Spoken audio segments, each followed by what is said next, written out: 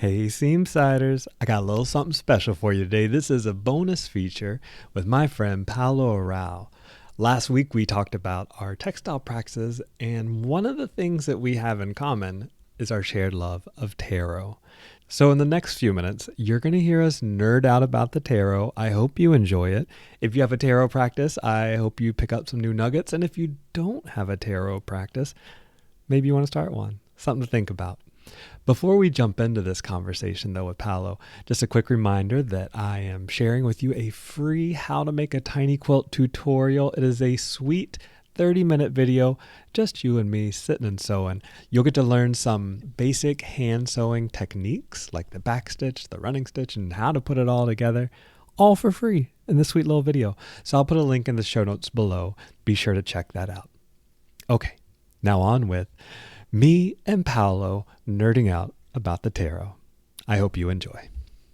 Okay, so PAOLO and I just hopped off the main call that you heard last week, and we wanted to save a little more time just to talk about a mutual love of ours, the taro.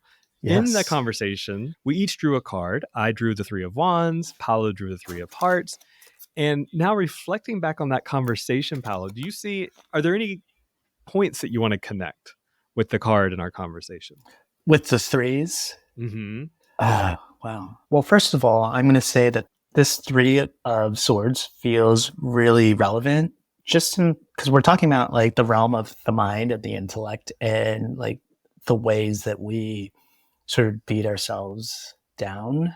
And to me, these swords, it's thinking about how do you deal with all this negative self talk, or like a lot of times you can think yourself out of something before even beginning, and it's just how do you temper that, and how do you sort of allow yourself to just make and be and do.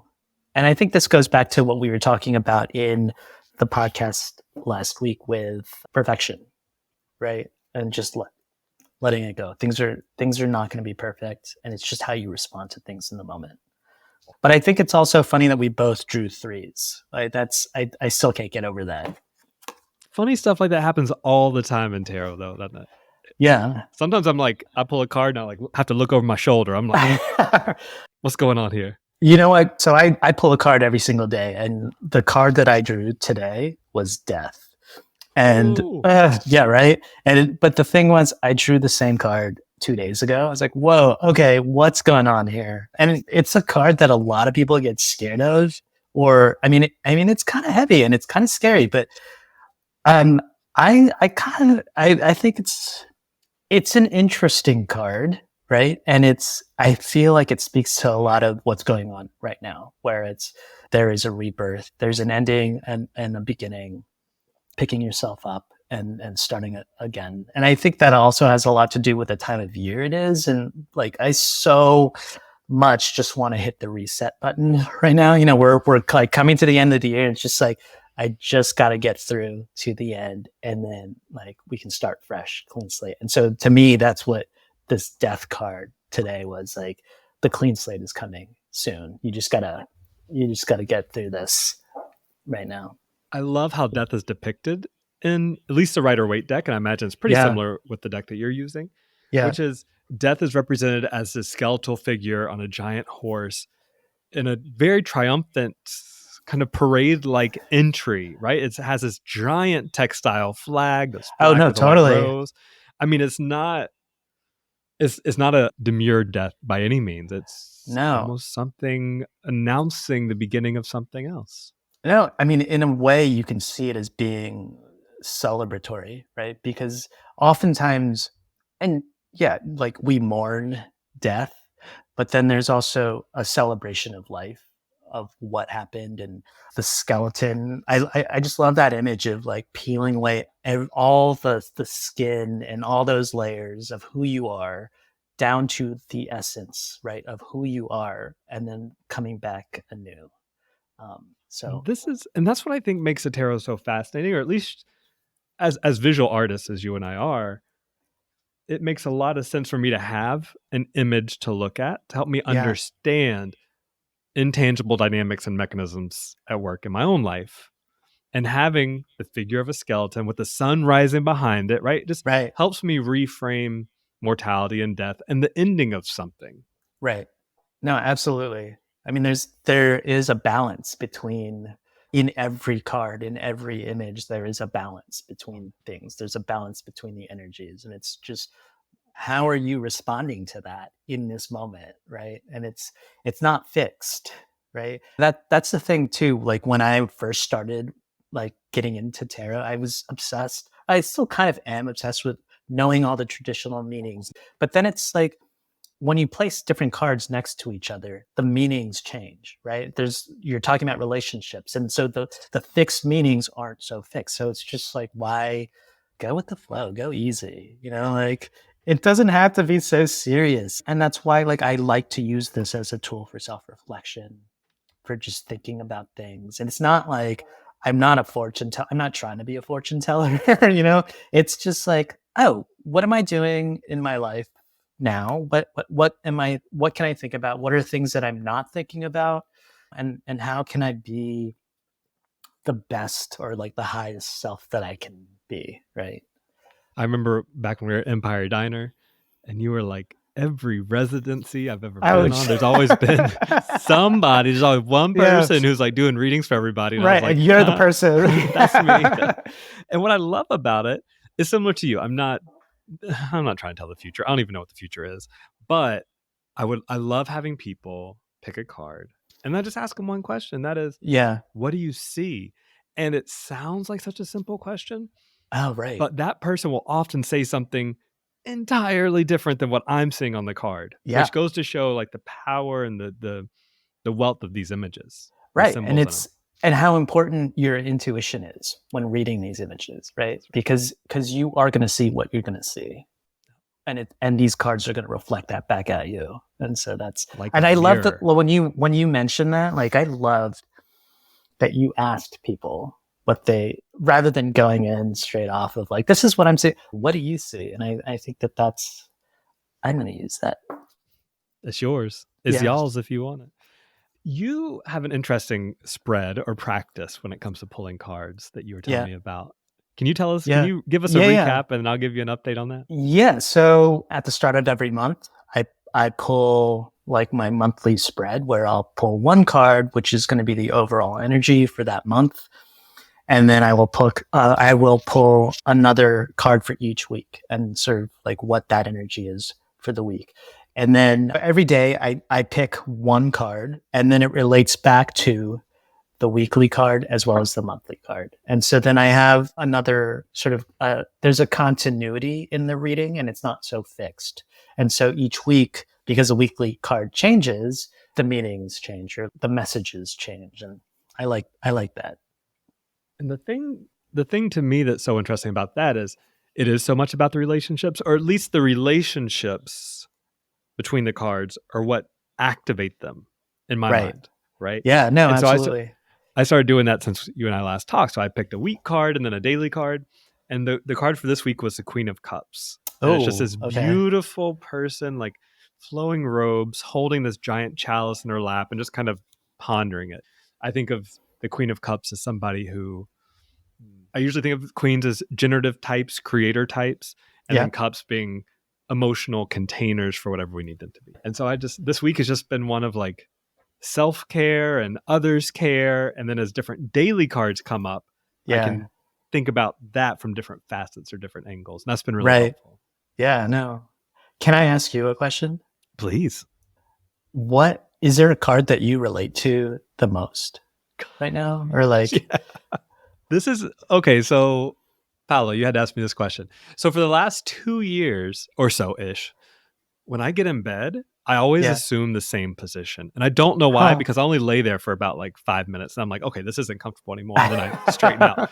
But I lay on my back and I straighten one leg and I crook one leg up to the side. Oh, geez. Okay. Yeah. And so I did this for so many months without even really consciously thinking about it. And then one day flipping through the deck, I saw the Hanged Man who is suspended by his ankle from a rope on a branch. And he's hanging in that exact position. Amazing. And so I'm like, okay, it's that time. You are the Hanged Man. I am the Hanged Man. It's just this point of suspension and transition and just like observation and waiting and not making big moves and just seeing what's out there. That's how I'm reading anyway. That's so amazing that when I first like seriously started like doing a daily card pull, that was the very first card that I pulled was the Hanged Man. Zach, we're like the vibration, we're on that same level right now. There's just it started with the orange toboggans. It started with the orange. Yeah. What about you? Do you have a card that you really personally relate to at the moment? God, I think like in this moment, like what I'm feeling right now, I feel like it is Temperance, which is it's interesting because it is, for me, temperance is like a lot about balancing, right? And it's like balancing of an emotion, like emotional, logical, spiritual. It's a balance of everything. And also taking things that don't necessarily go together and finding a way to make things sort of work, right? And so I feel like that's something that I've connected to a lot recently. Oh, which reminds me, there is this really great book on the tarot, which I want to recommend to you and whoever else, because it has opened up some really cool things for me.